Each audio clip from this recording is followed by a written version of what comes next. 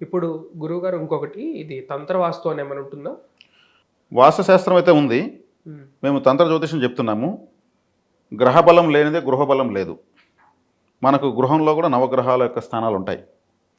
మనము వాటిని డిస్టర్బ్ చేయకుండానే నిర్మాణాలు చేసుకోవాలి. మనకు అనుకూలంగా వాస్తు ఉండదు. హ్మ్. వాస్తుకు అనుకూలంగా మనమే ఉండాలి. మనకు అనుకూలంగా కట్టుకున్న వాస్తులో అండర్స్టాండింగ్స్ ఉండవు.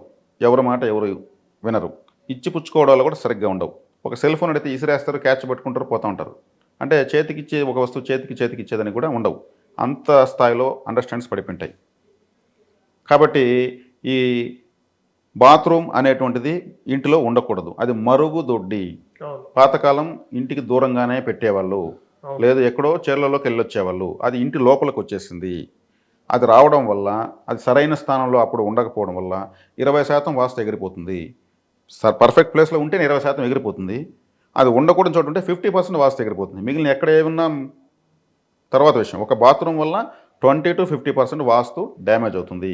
ఆ బ్రీతింగ్ ఇంట్లో చూడకూడదు. ఒకవైపు పూజ రూమ్ ఉంటుంది, ఒకవైపు వంట రూమ్ ఉంటుంది, ఒకవైపు బెడ్రూమ్ ఉంటుంది, ఇంకోవైపు బాత్రూమ్ ఉంటుంది. దాన్ని అరచేపెట్టి ఎవరు ఆపలేరు. అది ఇవన్నీ ఎనర్జీస్ మొత్తం మిక్స్ అవుతాయి. ఇది బ్రీతింగ్ చేసిన దానివల్ల ఆటోమేటిక్గా అండర్స్టాండింగ్స్ పడిపోతాయి. డాక్టర్లు మాత్రమే ఉంటా ఉన్న రోజుల్లో ఈరోజు స్పెషలిస్టులు వచ్చారు. కార్పొరేట్ హాస్పిటల్స్ వచ్చాయి. కన్నుకు, ముక్కుకు, కాలుకి, చెవికి ఒక్కొక్క డాక్టర్ సపరేట్గా వచ్చారు. ఒకప్పుడు ఇలా ఉండేవాళ్ళు కాదు. ఒక చేతు మాత్రం ఒకటి తింటే జ్వరం తగ్గిపోయేది. ఈరోజు యాంటీబయాటిక్ మనకు ప్రొవిజన్ స్టోర్లో సరుకుల్లాగా తింటే కానీ ట్యాబ్లెట్స్ అయితే తగ్గడం లేదు. అంటే అనారోగ్యాలు పాలైపోతున్నారు పూర్తిగా. కాబట్టి ఇక్కడ బాత్రూమ్ అనేటువంటిది పర్ఫెక్ట్ ప్లేస్లో పెట్టుకోమని మేము చెప్తాము. ఎంత పర్ఫెక్ట్ ప్లేస్లో ఉంటే కానీ 20% వాస్తు ఉండదు. అదే బాత్రూమ్ ఎంత శుభ్రంగా ఉంటే ఇంట్లో డబ్బులు అంత బాగుంటుంది. బాత్రూమ్ అంటే మన జెనెటికల్ ఆర్గాన్స్, ఇంక వేరే ఏం కాదు. మరి జెనెటికల్ ఆర్గాన్ గబ్బు మనం పెట్టుకుంటామా? మరి బాత్రూమ్ కూడా మనం అట్లే కదా పెట్టుకోవాలి, శుభ్రంగా పెట్టుకోవాలి కదా. అది ఎంత శుభ్రంగా, దాని అశుభ్రత బట్టే వాళ్ళ ఇంట్లో డబ్బులు మేము చూసేస్తాం. ఇల్లు బాత్రూమ్ అలా తెరిచి చూడగానే అర్థమైపోతుంది దాని పరిస్థితి ఏమనేది. దాని ఏదో భూతద్దం వేసి చూడాల్సిన పని లేదు. అదొకటి. అదే బాత్రూము శుభ్రంగా ఉంచుకోవడంతో పాటు అది పూజ రూమ్ కన్నా ఇంపార్టెంటే. పూజ రూమ్ ఎంత వాల్యూ ఉంటుందో అంత విలువ దానికే ఉంది. అది లేకపోతే తెలుస్తుంది దాని అవస్థ ఎంతనేది. లేకపోతే అసలు అమ్మాయిని ఎవరు, అటాచ్డ్ బాత్రూమ్ లేకపోతే సంబంధం క్యాన్సిల్, ఇంకెంతన్నా ఉన్నాయి. ఆ స్థాయికి వచ్చింది బాత్రూమ్ యొక్క ప్రాధాన్యత. అదే బాత్రూంలో శుభ్రంగా పెట్టుకుంటూ వారానికి ఒక కొబ్బరికాయ కొట్టి నైవేద్యం ఇవ్వచ్చు. అది తాంత్రిక పరిహారం. ఆ కొబ్బరికాయ ఒక రాత్రి నిద్ర అయిన తర్వాత తెల్లవారితే డస్ట్బిన్లో వేసి ఎవరు తినకూడదు, పారేయాలి. అంత పవిత్రత ఉంది. కొబ్బరికాయ నైవేద్యం ఇవ్వచ్చు. భార్యాభర్తలు గొడవలు వస్తుంటాయి, కొట్టుకుంటూ ఉంటారు. వాళ్ళకి ఎక్కడ వస్తాయి గొడవలు? బెడ్రూమ్లో వస్తాయి. ఆ రూమ్లో నెగిటివ్ ఎనర్జీ ఫుల్గా లోడ్ అయి ఉంటుంది. అక్కడికి వెళ్ళగానే ఒక రంపులు స్టార్ట్ అవుతాయి. బయట నుంచి వరకు బాగానే ఉంటారు. మళ్ళీ దాన్ని తీసుకు ఎక్కడికో మధ్యస్థలకు తీసుకెళ్తారు. వాళ్ళ బెడ్ కింద ఒక కొబ్బరికాయ కొట్టి నైవేద్యం పెట్టి కొద్దిగా కుంకుమ జల్లేసి పడుకోమని చెప్పండి. ఒక 1 వీక్ అంతా వాళ్ళకి బ్రహ్మాండ అండర్స్టాండింగ్స్ వస్తాయి. అద్భుతమైన తాంత్రిక ఫలం. కొబ్బరికాయ, నిమ్మకాయ, గుమ్మడికాయ లాంటివి. ఇంట్లో సంతోషం ఉండదు. అందరికీ ఏదో చీకాకుగా ఉంటుంది. ఎంటర్టైన్మెంట్ ఎక్కడ ఉంటుంది? ఇంట్లో టీవీ దగ్గర ఉంటుంది. టీవీ అంటే ఎంటర్టైన్మెంట్. టీవీ దగ్గర ఒక కొబ్బరికాయ కొట్టి పెట్టమని వారానికి కొట్టి 10 రోజులు కొట్టి నైవేద్యం ఉండి అదొక యంత్రమే కదా, లోపల ఎంత సాఫ్ట్వేర్ ఉంటుంది. నమ్మాలి, అది చేస్తే తెలుస్తుంది. ఒక క్లెన్జింగ్ అవుతుంది. వంట రూమ్, పూజ రూమ్ లేకపోయినా పర్వాలేదు. పూజ రూమ్కి వాస్తు లేదు. ఈశ్వర సర్వభూతానం. ఒక చిన్న షోకేస్ కట్టుకొని గోడలో పెట్టుకొని ముచ్చటగా డోర్లు తీసి దీపం పెట్టుకొని నమస్కారం చేసుకుని అగరబత్తి వెలిగించి క్లోజ్ చేసేయచ్చు. పూజ రూములు కట్టేసి ఇంట్లో అడ్డమైన వస్తువులను ఆ రూమ్లో వేసి పెడతారు. స్టోర్ రూమ్ లాగా మార్చేస్తారు. అది క్యాష్ పాయింట్లో కడతారు. ఉత్తరంలో ఈశాన్యంలో ఈశ్వరుడు ఉంటాడనేసి ఈశాన్యంలో కట్టేస్తారు. 1 గ్రామ్ బరువు ఈశాన్యంలో ఉండకూడదు. ఇప్పుడు మీకు ఈ వంట రూమ్లో దక్షిణం వైపు అది పూజ రూమ్ కన్నా పవర్ఫుల్. ఎందుకంటే మనం తినే వంట అక్కడే వండుతాము. బంధువులకు వచ్చే వంట అక్కడే వండుతాము. దేవుడికి నైవేద్యం కూడా అక్కడే వండుతాము. అది పూజ రూమ్ కన్నా పవర్ఫుల్ కదా. మరి అక్కడ ప్రతిరోజు ఒక జలదీపం పెట్టాలి. జలదీపం ఎలా పెట్టాలి? రాతి ఉప్పు ప్లాట్ఫామ్గా పోసి దానిపైన పెద్ద ప్రమిద పెట్టి దాంట్లో నీళ్లు పోసి దానిపైన ఇంకో ప్రమిద పెట్టి దాంట్లో నూనె పోసి దానిపైన ఒత్తి వెలిగించాలి. అది జలదీపం. కింద ఉప్పు ఉంటుంది, నీళ్ళు ఉంటాయి, పైన నూనె ఉంటుంది. రాత్రి పడుకునేటప్పుడు వెలిగించేసి పడుకోవాలి. దీపావళి మరుసటి రోజు యమదీపం పెడతారు. యమదీపం ఒకటి పెడతారు. యమధర్మ రోజుకి అదే దీపం. అది ఇంటి యజమాని శక్తివంతమవుతాడు. ఇంటి యజమానురాలు శక్తివంతమవుతుంది. ఇంట బట్టి ఎక్కువ ఉండేది ఆడవాళ్ళే. మగవాళ్ళు పని చూసుకుంటే టిఫిన్ చేసి వెళ్ళిపోతారు. ఎక్కువ ఉండేది ఆడవాళ్ళే. వాళ్ళకే ఎక్కువ అనారోగ్యాలు వస్తుంటాయి. మన భారతీయ స్త్రీ నిత్య అగ్నిహోత్రురాలు. అంటే నిత్యం అగ్ని వెలిగిస్తూ ఉంటుంది. టీకి, కాఫీకి, భోజనానికి, టిఫిన్కి, ప్రత్యేకమైన డిన్నర్లకి, మళ్ళీ దీపం వెలిగించాడు పూజ రూమ్లో. ఆమె అగ్ని వెలిగిస్తూనే ఉంటుంది. అందుకే నిత్యాగ్నిహోత్రురాలు. చాలా పవిత్రత ఉంటుంది వాళ్ళకు. వాళ్ళ కోపం వస్తే కూడా అంతే, ఆ కోపానికి బలైవాల్సిందే. అన్నిసార్లు పురుషుడు అగ్ని వెలిగించడు. వాళ్ళకి ఓపిక ఎక్కువ. జిమ్మిని చెప్తే జిమ్ముతారు, కడిగిన పాత్రలే కడుగుతారు, ఉతికిన గుడ్డలే ఉతుకుతారు. అందుకు ఓపిక కావాలి. అందుకే ఆమెను క్షమయా దరిద్రి అన్నారు. ఓపికలు వాళ్ళు అంత గొప్పవాళ్ళు. మరి వాళ్ళకు బాగా చక్కగా ఉండాలంటే ఆ పూజ రూమ్లో ఆ దీపం పెట్టి వారానికన్నా ఒక కొబ్బరికాయ స్టవ్కి అవును. చక్కగా నేను చెప్పేట్టు కొట్టి వెలిగించి నైవేద్యం ఇచ్చి నమస్కారం చేసుకుని కొద్దిగా కుంకుమ అలా అలా చల్లితే చాలు. ఆ కొబ్బరికాయ మళ్ళీ పారేయాలి, తినకూడదు. ఇది తంత్ర పరిహారం. అప్పుడు ఎనర్జీలోస్ పెడతాయా? మనం 2 వీలర్ పోయేటప్పుడు, కారు పోయేటప్పుడు 4 నిమ్మకాయలు పెట్టి పోతామా? దానికి ఫుడ్ కావాలి కదా. అవును. అట్లే కదా స్టవ్కి కావాలా? ఎంటర్టైన్మెంట్ సంతోషం లేదన్నప్పుడు టీవీకి ఒక కొబ్బరికాయ కొడితే ఏముంది? ఆయుధ పూజ చేసేటప్పుడు మన స్క్రూ డ్రైవర్ కూడా పెట్టి బొరుగులు చల్లుతాం. మన సనాతన సాంప్రదాయం ఉంది కదా. అవును. ప్రపంచం ఒక ఇల్లు అనుకుంటే మన భారతదేశం పూజ గది. అవును. దీన్ని అశుభ్రం చేయకూడదు కదా. చేయకూడదు. మరి మన ఇల్లు మనం అశుభ్రంగా పెట్టుకోకూడదు కదా. ఇప్పుడు ఈ వీడియో వింటున్న వాళ్ళంతా హ్యాపీగా చేసుకోవచ్చు. ఎంటర్టైన్మెంట్ సంతోషంగానే ఒక కామెడీగానే చేయండి. మీకు మంచి అద్భుతమైన ఫలితాలు ఉంటాయని చెప్తున్నా వీక్షకులకు. మరి వాస్తు అనేది ఎంత చక్కగా సర్దిద్దుకోవచ్చు. లోపల ఎన్ని నెగిటివ్స్ నేను మార్కింగ్ చేశాను.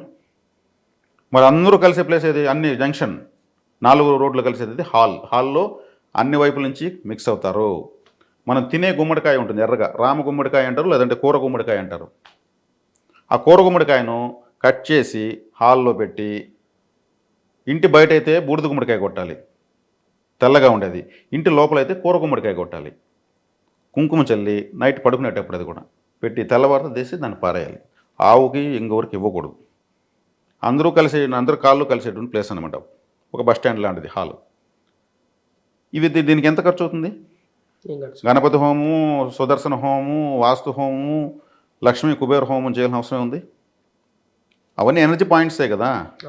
బహిరంగంగా కూర్చోలేం కదా బాత్రూము. దానికంటూ రూమ్ కట్టుకుంటున్నాం, శుభ్రంగా పెట్టుకోమంటున్నాం.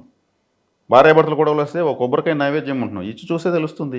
గొడవలు ఉంటేనే, లేకపోయినా ఇవ్వచ్చు, మంచిదే. ఈరోజు సంసారాలు చక్కగా జరగకుండా ఫెర్టిలిటీ హాస్పిటల్కి డబ్బులు కోట్లు పోస్తున్నారు. అదే వాళ్ళ సంసారాలు చక్కగా జరిగితే, అన్యోన్యంగా జరిగితే వాళ్ళకి పిల్లల పుట్టడం సమస్య ఉంది. వాస్తు పురుషుడు యొక్క జెనెటికల్ ఆర్గాన్స్ బెడ్రూమ్లో ఉంటాయి. ఆయన యొక్క మర్మావయవాలు బెడ్రూమ్లో ఉంటాయి. అందుకు అక్కడ పడుకునేది, అక్కడ సంసారం చేసేది, పిల్లలు కలిసే కనేటువంటి ధర్మాన్ని అక్కడ నిర్వర్తిస్తారు. మరి వాస్తు పురుషుడు యొక్క అవయవాలకు లోటు లేకుండా కట్టడాలు కట్టాలి. ఆ నిర్మాణం ఎలా అనేది ఒకటి ఉంటుంది. నవగ్రహ నిర్మాణం ఇంట్లో ఉంటుంది. దాన్ని తెలుసుకుని కట్టాలి. మాకు ఇలా ఉంటే బాగుంటుంది, అలా ఉంటే బాగుంటుంది. గోదావరి నది ఎన్ని పూజలు చేసినా మన దగ్గరికి రాదు. మనమే పైప్ లైన్ వేసుకోవాలి, లేదా మనమే ఆడ ఇల్లు కట్టుకోవాలి. అదేవిధంగా వాస్తు మనకు అనుకూలంగా కడితే కుదరదు. దానికి అనుకూలంగానే మనం ఉండాలి. ఇది తెలుసుకోకుండా ఎవరైనా వాస్తు నిపుణులు కొంతమందిని చూస్తున్నా, అందరూ కాదు. వాస్తు లోపం ఉందండి, ఇంట్లో మాకు ఖర్చులు ఎక్కువైపోతున్నాయని వెళితే కూడా వాళ్ళ ఇంట్లో సోఫాలో వాళ్ళు ఇచ్చే కాఫీలు చూసి మీ ఇల్లు సూపర్గా ఉందండి, దిష్టి దోషం అని ఒక గుమ్మడికాయ కొట్టి ఎంతో కొంత తీసుకెళ్ళిపోతున్నారు. వాళ్ళకి వాస్తు తెలియనట్టే కదా లెక్క. సునిశ్చితంగా పరిశీలించి వీటిని వాళ్ళకి చక్కగా చెప్పి, ఒక గ్రామ సిమెంట్ పెరికే పని ఏమైనా ఉందా నేను చెప్పిన దాంట్లో? ఆ మూల కొట్టు, ఈ మూల కట్టు, ఈ మూల కొట్టు, ఆ మూల కట్టు. ఆ దిక్పతికి కోపం వస్తుంది. ఆడ గడ్డపార వేయగానే దిక్పతి ఉంటారు కదా, దిక్పతులు ఏమవుతారు? నా మీద గడ్డపారేస్తావా? కట్టేటప్పుడు ఎవరిని అడిగి కట్టినావు? నీ ఇష్టాన్ని నువ్వు కట్టావు, ఇప్పుడు వచ్చి వేలాపాలు లేకుండా కొడుతున్నావు.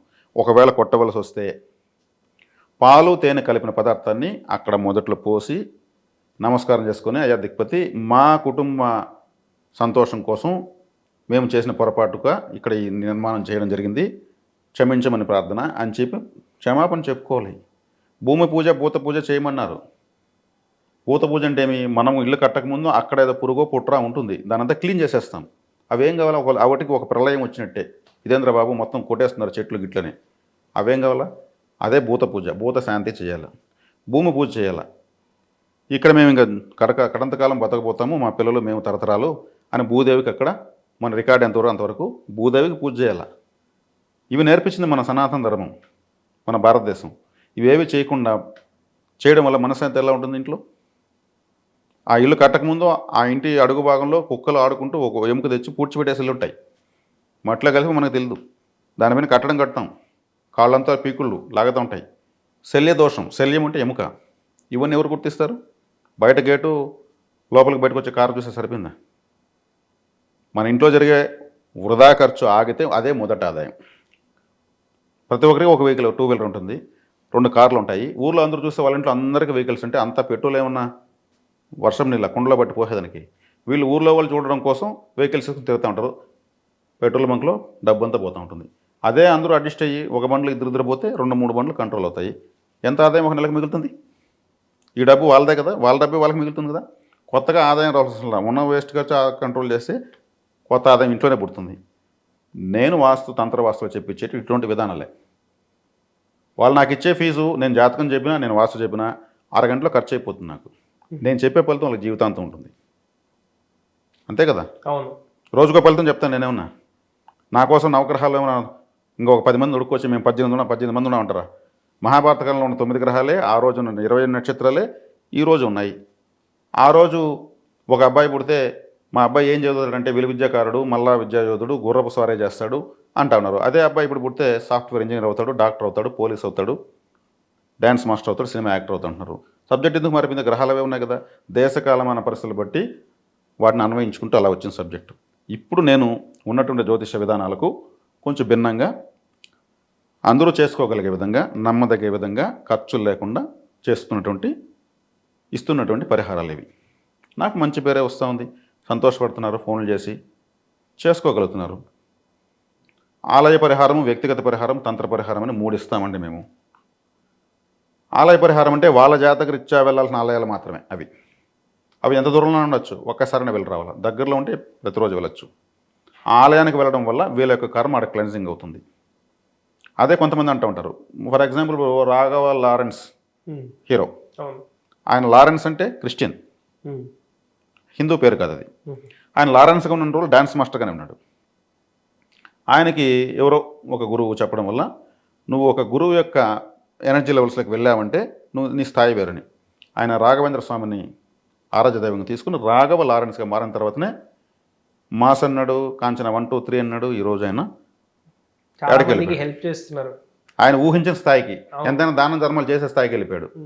అది పరిహారం అంటే అట్లుండాల. ఇంత మించిన ఎగ్జాంపుల్ ఏం కావాలి? మార్పు అంటే జస్ట్ మార్పు అంతే. ఇలా ఉంటాయి ఆచరించడం వల్ల. ఇంకొకటి ఇది వాస్తు గురించి చెప్పారు కదా, చాలా మంది అపార్ట్మెంట్స్లో ఉంటున్నారు, మరి వాళ్ళకి ఏంటి? మరి అపార్ట్మెంటు అనేది బాగానే ఉంది. గడపలు నడకలే, మన ఇంట్లో నడకలే మన యొక్క భవిష్యత్తు నిర్ణయిస్తాయి. మంచి వచ్చినా, చెడ్డ వచ్చినా, బంధువు వచ్చినా, కరెంటు బిల్లు కొట్టేవాడు వచ్చినా కానీ మన గడపల ద్వారానే రావాలి. ఆ గడపలు సరైన ప్లేస్లో పెట్టుకుంటేనే డబ్బులు వస్తాయి, మిగులుతాయి. లేదా అవి సరైన ప్లేస్లో లేకపోతే డబ్బులు పోయేది ఉంటుంది, వచ్చేది ఉండదు. ఈశాన్యంగా నడకుండాలని వాస్తుశాస్త్రం చెప్పింది, కానీ ఈశాన్యంగా గడప పెడుతున్నారు. గడప వేరు, నడక వేరు. మనము కుబేర స్థానంలో గడప పెట్టుకోవడం వల్ల డబ్బులు మిగులుతాయి, కానీ ఈశాన్యంలో గడప పెట్టడం వల్ల అది పిశాచ స్థానం. ఈశాన్యంలో ఈశ్వరుడు ఉంటాడు, మళ్ళీ పిశాచ స్థానం అంటారు ఏంటనే మీరు అనొచ్చు.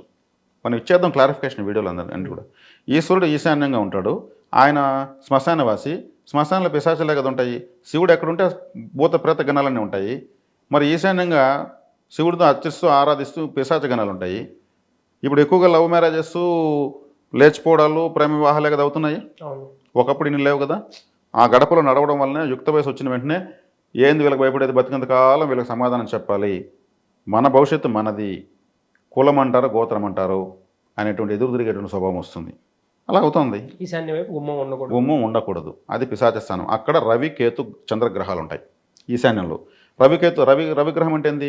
Over lighting planet, over heating planet. Ketu అంటే తల లేని హెడ్లెస్ ప్లానెట్. చంద్రుడు అంటే కరుగుతాడు, పెరుగుతాడు, స్టెబిలిటీ లేని ప్లానెట్. ఆ ప్లేస్లో మరి పెడతారు, సింహద్వారం అంటే పెడతారు. సింహద్వారం అంటే గడపల్లోకి, ద్వారాల్లోకి సింహం లాంటిది, అందుకే సింహద్వారము. పిశాచ స్థానంలో సింహద్వారం పెట్టి డబ్బులు రాలేదో, అప్పులైపోతున్నాము, హాస్పిటల్కి ఇచ్చేస్తున్నామంటే ఎందుకు? దాని తర్వాత వచ్చే స్థానం నేను రవిస్థానం, కేతుస్థానం, చంద్రస్థానం చెప్పాను. దీన్ని జరిపిన తర్వాత వచ్చేది బుధుడు, గురువు, శుక్రుడు. బుధుడు అంటే నాలెడ్జ్, గురువు అంటే క్యాష్, శుక్రుడు అంటే లగ్జరీ. ఈ ప్లేస్లో గడప పెడితే మనకేమన్నా నష్టమా? ఓ 10 రూపాయలు కింద పడిపోతే దాన్ని ఎత్తుకుందామంటే ఓ 2000 రూపాయల నోటు ఇక్కడ పెడతాడు దేవుడు. బాబు అది నడుము నొప్పి, పోతే పోయింది, ఎత్తుకుంటాడు. అలా వస్తుంది డబ్బులు కుబేర స్థానంలో పెట్టడం వల్ల. తిరుమల తిరుపతి దేవస్థానానికి శ్రీవారి హుండీ ఆదాయం ఈరోజు 5 కోట్లు అంటారు. కుబేర స్థానంలో గడప ఉంది, అంతే, ఇంకేం లేదు. ఆయన ఈశాన్యంగా ఎందుకు ఆయన ఈశాన్యంగా పెట్టలేదే, ఆయనకేం చేత కదా ఈశాన్యంలో పెట్టేదానికి. కుబేర స్థానంలో గడప ఉంది. చెక్కులు మూటలకు వస్తాయి, మూటలకు వేస్తారు. స్ట్రైట్గా మిడిల్ స్ట్రైట్గా ఉంటుంది కదా, మిడిల్లో ఉండేదే. మిడిల్లో ఉండేది. పాతకాలంలో మండవాయిండ్లు ఉంటా ఉన్నాయి, మిడిల్లో ఉంటుంది, 2 కిటికీలు ఉంటాయి, 2 తలుపులు ఉంటాయి, 2 కిటికీలు ఉంటాయి, 2 పెదవులు, 2 కళ్ళు, 2 కళ్ళకు 2 రెప్పలు. అవును, మనకు కూడా రెక్క తలుపులు పెడతారు, 2 కిటికీలు పెట్టి 2 తలుపులు పెడతారు. స్ట్రైట్ మిడిల్లో బాగుంటుంది. ఇప్పుడు మీకు ఈశాన్యంగా ఏ మూల నోరు ఉంటే ఎలా ఉంటుంది, ఏ ముక్కు పైన ఉంటే ఎలా ఉంటుంది, అంగవైకల్యం కదా. అవును. ఏది ఎక్కడ ఉండాలో ఉండడమే వాస్తు విధానంగా ఉండడము. వాస్తు విధానం తప్పించారు. ఇప్పుడు పుస్తకాలు గ్రంథాలు రీప్రింట్ జరుగుతున్నాయి మళ్ళీ ఇప్పుడు. అవును. కాబట్టి వాస్తులో నేను చెప్పించింది ఆల్మోస్ట్ అందరికీ చెప్పించేస్తాను. వాస్తవంగా క్యాష్ పాయింట్ ఏదో చెప్పాను, కుబేర స్థానం ఎలా జరుపుకోవాలి చెప్పాము. బుధుడు, గురువు, శుక్రస్థానాలే కుబేర స్థానాలు. కార్నర్లోకి వెళ్తే వాళ్ళ పరిస్థితి కార్నర్లోకి వెళ్ళిపోతుంది. ఏ ఇంట్లో అయినా నెగటివ్ ఎనర్జీ అనేటువంటిది, వ్యతిరేక శక్తి అనేది కార్నర్స్లోనే చేరుతుంది. మీరు బూజు చూడండి, చిన్న చిన్న కవర్లు చూడండి, వెంట్రుకలు చూడండి, సాల పురుగులు చూడండి, మూలలోనే ఉంటాయి. నెగటివ్ ఎనర్జీ చేరేటువంటి ప్లేస్ అది. మరి కార్నర్లో వేసి నెగటివ్ ప్లేస్లో పోయి గడప ఎలా పెడతారు? సింహద్వారం నెగటివ్ కదా ఇంట్లోకి వస్తుంది. చీటీలు వేస్తే చీటీలు వాడు ఎత్తుకెళ్ళిపోయాడు, ఆడెవడో అప్పిస్తే నమ్మకస్తుని ఇస్తే వాడు వెళ్ళిపోయాడు. ఇంట్లో పెట్టుకోలేకనే కదా లక్ష్మీదేవిని బయట పంపించేశారు. మరి ఇది సింపుల్గా కుబేరస్థానంలో ఎలా పెట్టుకోవాలో చెప్పాము, లోపల ఉన్నటువంటి అరమరికలు ఎలా సరిదిద్దుకోవాలో చెప్పాము. వంట రూమ్కి ఒక కొబ్బరికాయ కొడితే ఏమైపోతుంది, అన్ని కూరగాయలు ఆడేకి వస్తాం, ఒక కొబ్బరికాయ నైవేద్యంగా ఇస్తే ఎంత బాగుంటుంది. మనకు రక్తాన్ని సృష్టిస్తూ ఉండేది, శక్తిని సృష్టిస్తూ ఉండేది వంట రూమే. నాకు వంట రూమ్ అంటే చాలా లైక్. అది శక్తి లేకపోతే బెడ్రూమ్లో పోలేం, బాత్రూంలోకి పోలేం, బయట పోలేం. అది పవర్ఫుల్గా ఉండాలి. అది మనకు అది రిజర్వ్ బ్యాంక్ లాంటిది వంట రూమ్. కాబట్టి కింద వచ్చేటువంటి సంపులు, వాటర్ సంపు, సెప్టిక్ ట్యాంకు. ఈ సెప్టిక్ ట్యాంక్ కూడా కార్నర్ కానీ ఫ్లాట్ కార్నర్కి వేస్తే అది యమద్వారం అంటారు. ఆ ఇంట్లో సడన్గా యాక్సిడెంట్లు, తర్వాత వచ్చేకాడికి ప్రాణం పోయినంత ప్రమాదాలు. యాక్సిడెంట్లు మనకు ఏదో రక్తం వచ్చేది యాక్సిడెంట్ కాదు, ఫైనాన్షియల్గా పడే దెబ్బలు కూడా ఎకనామికల్ యాక్సిడెంట్స్.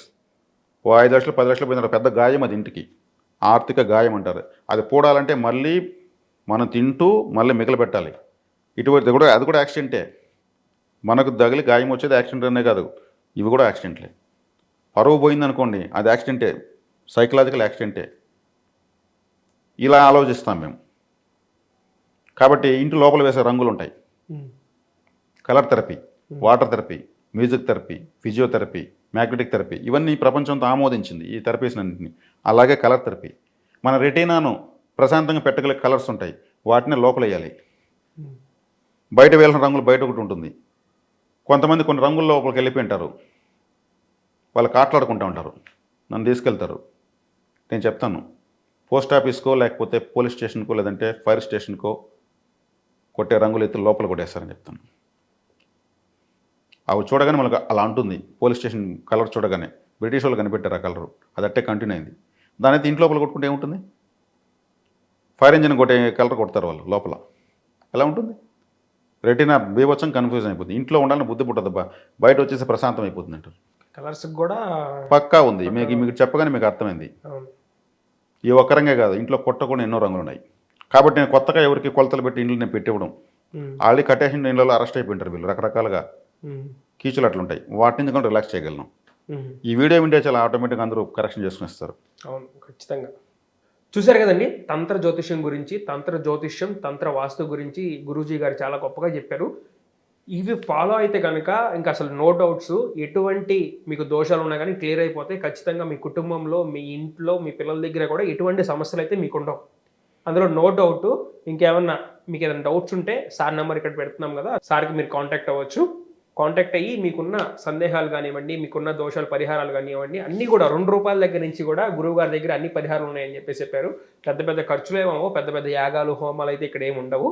ఖచ్చితంగా ఆ ₹2 దగ్గర నుంచి కూడా మీకు ఖచ్చితంగా మీ ఫలితాలు, మీకు ఏదైతే దోషాలు ఉన్నాయో అవన్నీ కూడా నివారణ జరిగిపోతాయి. ఇలాంటి మరిన్ని వీడియోస్ కోసం మా ఛానల్ చూస్తూనే ఉండండి. Thank you for watching.